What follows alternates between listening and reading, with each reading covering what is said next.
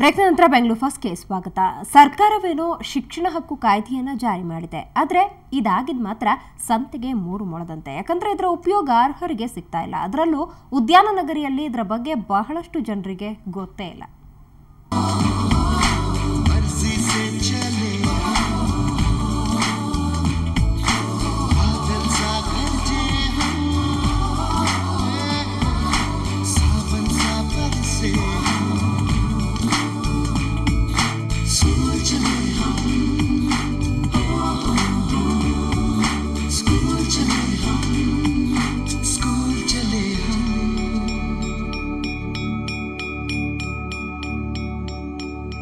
ಮಕ್ಕಳು ಹೆಗಲಿಗೆ ಚೀಲ ಏರಿಸಿ ಮತ್ತೆ ಶಾಲೆಯತ್ತ ಹೊರಡೋ ಕಾಲ ಬಂದಿದೆ.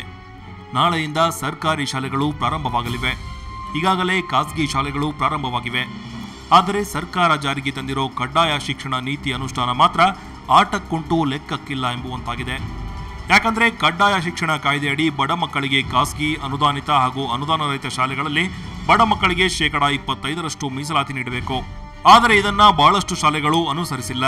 ಇನ್ನು ಪೋಷಕರಿಗೂ ಬಹಳಷ್ಟು ಮಂದಿಗೆ ಇದರ ಬಗ್ಗೆ ಗೊತ್ತೇ ಇಲ್ಲ.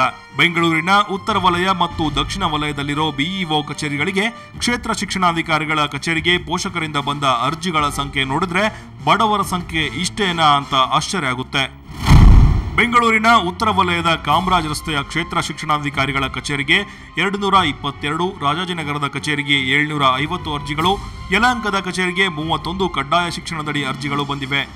ಇನ್ನು ದಕ್ಷಿಣ ವಲಯದ ಗಾಂಧಿನಗರದ ಕಚೇರಿಗೆ 155, ಆಡುಗೋಡಿಯ ಕಚೇರಿಗೆ 25 ಹಾಗೂ ಕೆಆರ್ ಪುರಂನ ಕಚೇರಿಗೆ 97 ಅರ್ಜಿಗಳು, ಹಾಗೇನೆ ತುಳಸಿ ತೋಟದ ಕಚೇರಿಗೆ 750 ಅರ್ಜಿಗಳು ಬಂದಿವೆ. ಖಾಸಗಿ ಶಿಕ್ಷಣ ಸಂಸ್ಥೆಗಳು ನಮ್ಮಲ್ಲಿ ಈಗಾಗಲೇ ದಾಖಲಾತಿ ಮುಗಿದಿದೆ, ಈ ಬಾರಿ ಕಡ್ಡಾಯ ಶಿಕ್ಷಣ ಹಕ್ಕಿನ ಆಧಾರದಲ್ಲಿ ದಾಖಲಾತಿ ಮಾಡಲು ಅಸಾಧ್ಯ ಅಂತಿದ್ದಾರೆ. ಆ ಮಾಹಿತಿ ವಿತರಣೆಯಲ್ಲೂ ಸ್ವಲ್ಪ ಎಲ್ಲೊಂದು ಕಡೆ ಲೋಪ ಕಂಡು ಬರ್ತಾ ಇದೆ. ಯಾಕಂದರೆ ಅನೇಕ ಬಡವರಿಗಾಗಲಿ ಅಥವಾ ಅನೇಕ ಇದಕ್ಕೆ ಅನುಕೂಲ ಆಗ್ತದೆ, ಅವ್ರಿಗೆ ಈ ವಿಚಾರ ಗೊತ್ತಿಲ್ಲ. ಸರ್ಕಾರದ ಇದ್ರ ಬಗ್ಗೆ ಹೆಚ್ಚಿನ ಪ್ರಚಾರನೂ ಕೊಟ್ಟಿಲ್ಲ ಅಂತ ನಾನು ಹೇಳಲಿಕ್ಕೆ ಇಷ್ಟಪಡ್ತೀನಿ. ಆದರೆ ಕ್ಷೇತ್ರೀಯ ಶಿಕ್ಷಣಾಧಿಕಾರಿಗಳು ಮಾತ್ರ ಯಾವುದೇ ಶಾಲೆಯ ಮುಖ್ಯಸ್ಥರು ಯಾವುದೇ ಕಾರಣ ಒಡ್ಡುವಂತಿಲ್ಲ. 25% ಬಡ ಮಕ್ಕಳನ್ನ ದಾಖಲಾತಿ ಮಾಡಲೇಬೇಕು ಅಂತ ಕಟ್ಟುನಿಟ್ಟಿನ ಮಾತುಗಳನ್ನಾಡಿದ್ದಾರೆ. ರಾಷ್ಟ್ರೀಯ ಶಿಕ್ಷಣ ಹಕ್ಕು ಕಾಯ್ದೆ ಅಡಿಯಲ್ಲಿ ಆ ಶಾಲೆಯಲ್ಲಿ ಲಭ್ಯ ಇರತಕ್ಕಂತಹ ಸೀಟುಗಳ ಪ್ರಮಾಣದಲ್ಲಿ 25% ದಾಖಲಾತಿ ಅವರು ಕೊಡಲೇಬೇಕು. ಯಾವುದೇ ಕಾರಣಗಳನ್ನು ಒಪ್ಪಲಿಕ್ಕೆ ಇಲ್ಲಿ ಸರ್ಕಾರ ಇಲ್ಲ. ನಾವು ಕಡ್ಡಾಯವಾಗಿ ದಾಖಲಾತಿಯನ್ನು ಎಲ್ಲ ಶಾಲೆಗಳಲ್ಲೂ ಮಾಡಿಸ್ತೀವಿ. ಕ್ಷೇತ್ರ ಶಿಕ್ಷಣಾಧಿಕಾರಿಗಳ ಕಚೇರಿಗೆ ಬಂದ ಅರ್ಜಿಗಳ ಸಂಖ್ಯೆ ನೋಡಿದ್ರೆ ನಮ್ಮ ರಾಜಧಾನಿಯಲ್ಲಿ ಇಷ್ಟೇ ಬಡವರಿರೋದಾ ಅನ್ನೋ ಪ್ರಶ್ನೆ ಮೂಡುತ್ತೆ. ಒಟ್ಟಾರೆ ಈ ವರ್ಷದಲ್ಲಿ ಬಂದ ಈ ಉತ್ತಮ ಕಾಯ್ದೆ ಆಟಕ್ಕುಂಟು ಲೆಕ್ಕಕ್ಕಿಲ್ಲದಂತಾಗಿದೆ. ಅರ್ಹರಿಗೆ ಈ ಕಾಯ್ದೆಯ ಉಪಯೋಗ ದೂರವಾಗಿಯೇ ಉಳಿದಿದೆ. ಶ್ರೇಯಾ ಶೆಟ್ಟಿ, ಸುವರ್ಣ ನ್ಯೂಸ್ 24/7, ಬೆಂಗಳೂರು. ನಿಮ್ಮ ಬೈಕ್ ಕಳುವಾಗಿದೆಯಾ? ಹಾಗಿದ್ರೆ ಚಿಂತೆ ಬೇಡ. ಜಸ್ಟ್ ಒಂದು SMS ಕಳುಹಿಸಿ, ನಿಮ್ಮ ಬೈಕ್ ನಿಂತಲೇ ನಿಲ್ಲತ್ತೆ. ಕಳ್ಳನ ಡೀಟೇಲ್ಸ್ ಮೊಬೈಲ್ಗೆ ಬಂದು ಬೀಳುತ್ತೆ. ಹೌದು, ವಾಹನ ಕಳ್ಳರನ್ನ ಹಿಡಿಯೋಕಂತಾನೆ ನೂತನ ತಂತ್ರಜ್ಞಾನವೊಂದು ನಗರಕ್ಕೆ ಕಾಲಿಟ್ಟಿದೆ. ಇದರಿಂದ ವಾಹನಗಳ ಮಾಲೀಕರು ಮತ್ತು ಪೊಲೀಸರು ನಿಶ್ಚಿಂತರಾಗಿರಬಹುದಾಗಿದೆ.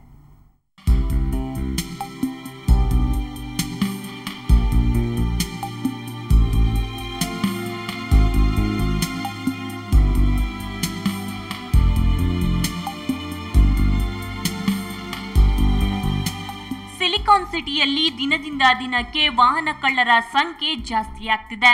ಪಾರ್ಕಿಂಗ್ನಲ್ಲಿ ನಿಲ್ಲಿಸಿದ ಬೈಕ್ ನಿಮಿಷದಲ್ಲಿ ನಾಪತ್ತೆಯಾಗಿರುತ್ತೆ. ಹೀಗಾಗಿ ಕಳ್ಳರನ್ನ ಹುಡುಕೋದು ಪೊಲೀಸರಿಗೆ ಒಂದು ಸವಾಲು.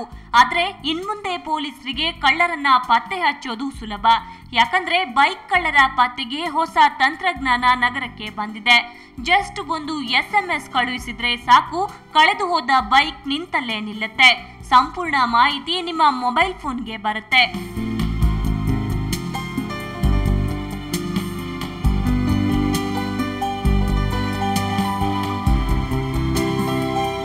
ಐಟ್ರಾನ್ಸ್ ಸಂಸ್ಥೆ ದೇಶದಲ್ಲೇ ಪ್ರಥಮ ಬಾರಿಗೆ ದ್ವಿಚಕ್ರ ವಾಹನ ಕಳ್ಳತನ ತಡೆಯುವ ಟೀಕಾಪ್ ಎಂಬ ನೂತನ ತಂತ್ರಜ್ಞಾನವನ್ನ ಪರಿಚಯಿಸುತ್ತಿದೆ. ಟೀಕಾಪ್ ತಂತ್ರಜ್ಞಾನವನ್ನ ಮೊದಲು ಬೈಕ್ಗೆ ಅಳವಡಿಸಿ ನಂತರ ನಿಮ್ಮ ಮೊಬೈಲ್ಗೆ GSM ಅಳವಡಿಸಲಾಗುತ್ತೆ. ಇದರಿಂದ ಬೈಕ್ ಮತ್ತು ಮಾಲೀಕರ ಮೊಬೈಲ್ ಫೋನ್ಗೆ ನೇರ ಸಂಪರ್ಕ ಇರುತ್ತೆ. ಬೈಕ್ ಸ್ವಲ್ಪ ಚಲಿಸಿದ್ರೂ ಮೊಬೈಲ್ಗೆ ಮೆಸೇಜ್ ಬರುತ್ತೆ.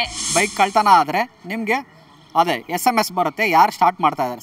ಅಕಸ್ಮಾತ್ ನೀವು ಕೀ ಅಲ್ಲೇ ಬಿಟ್ಟು ಹೋಗಿರ್ತೀರಾ, ಮರ್ತೋಗಿ ಕೀ ಸ್ಟಾರ್ಟ್ ಮಾಡ್ತೀರಾ, ನೀವು ಬೈಕ್ನ ಸ್ಟಾರ್ಟ್ ಮಾಡಿದ ತಕ್ಷಣ ನಿಮಗೆ SMS ಬರುತ್ತೆ, ನೀವು ಎಲ್ಲೇ ಕೂತಿದ್ರೇನು. ನನ್ನ ಬೈಕ್ ಸ್ಟಾರ್ಟ್ ಆಗಿದೆ, ನಾನು ಇಲ್ಲಿದ್ದೀನಿ, ಬೈಕ್ ಹೆಂಗೆ ಸ್ಟಾರ್ಟ್ ಆಗಿದೆ, ಓ ಕೀ ಲಾಸ್ ಆಗಿದೆ. ಸೊ ಒಂದು SMS ಕಳಿಸಿದ್ರೆ ನೀವು TCOP, okay immobilize the vehicle IV ಅಂದ್ಬಿಟ್ಟು ಬೈಕ್ ಸ್ಟಾಪ್ ಆಗುತ್ತೆ. ಇನ್ನು ಗಾಡಿಯನ್ನ ಯಾರಾದರೂ ಓಡಿಸಿಕೊಂಡು ಹೋದ್ರೆ, ಬೇರೆ ಗಾಡಿಯಲ್ಲಿ ಕೊಂಡ್ರೆ ಅಥವಾ ಬಿಡಿಭಾಗಗಳನ್ನ ಬಿಚ್ಚಿದ್ರೆ, ಹೀಗೆ ಇನ್ಯಾವುದೇ ಕಳ್ಳರ ಚಾಲಾಕಿತನವನ್ನ ಈ TCOP ತಂತ್ರಜ್ಞಾನ ಗುರುತಿಸುತ್ತೆ. ಕೂಡಲೇ ಮೊಬೈಲ್ಗೆ ಮೆಸೇಜ್ ಬರುತ್ತೆ. ಚಲನೆಯಲ್ಲಿರೋ ಬೈಕ್ಗೆ ಸ್ಟಾಪ್ ಅಂತ ಸಂದೇಶ ಕಳಿಸಿದ್ರೆ ಸಾಕು, ಅಲ್ಲೇ ನಿಲ್ಲುತ್ತೆ. ಅಷ್ಟೇ ಅಲ್ಲ, www.tcop.in ವೆಬ್ಸೈಟ್ನಿಂದಲೂ ಆನ್ಲೈನ್ ಮೂಲಕ ಮೆಸೇಜ್ ಕಳುಹಿಸಬಹುದು. ಈ ಡಿವೈಸ್ ಹಾಕ್ಸ್ಕೊಂಡಿರೋದ್ರಿಂದ ನಂದು ಅಕಸ್ಮಾತ್ ಬೈಕ್ ಕಳೆದೋದ್ರೆ ನನ್ನ ಬೈಕನ್ನು ಒಂದು ಮೆಸೇಜ್ ಕಳಿಸ್ಬಿಟ್ಟು ಸ್ಟಾಪ್ ಮಾಡ್ಬೋದು ಬೈಕ್ನ.